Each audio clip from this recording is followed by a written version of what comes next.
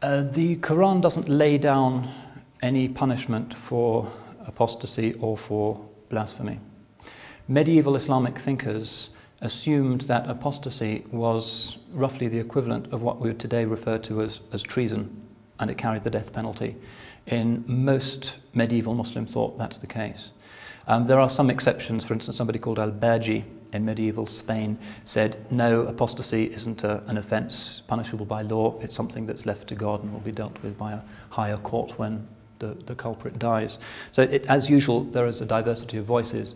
The anger of the Muslim response reflected largely insecurities about the integrity of the community and the fact that somebody from the community was now insulting it, adding his voice to the chorus of denunciations that were already being poured on Muslim values and the Muslim life from outside the faith, made people very insecure and worried, and that, I think, accounts for the nature of the vehemence. But a lot of Muslim authorities never accepted, say, Khomeini's death penalty. I remember when, at the height of the affair, and in England it was a lot sharper and more worrying than I'm sure it was in the States.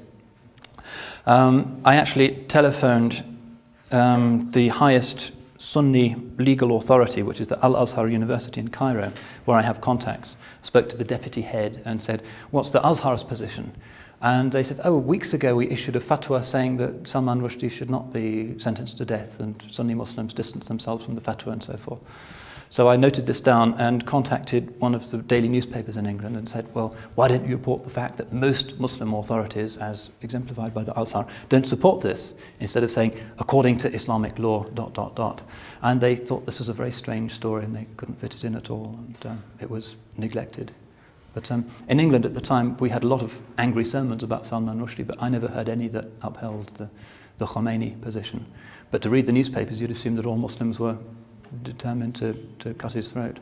It was a very tense time. But it's an illustration of the diversity that exists, and also the fact that people can use Islamic law as a justification for their own political purposes, which is basically what Khomeini was doing.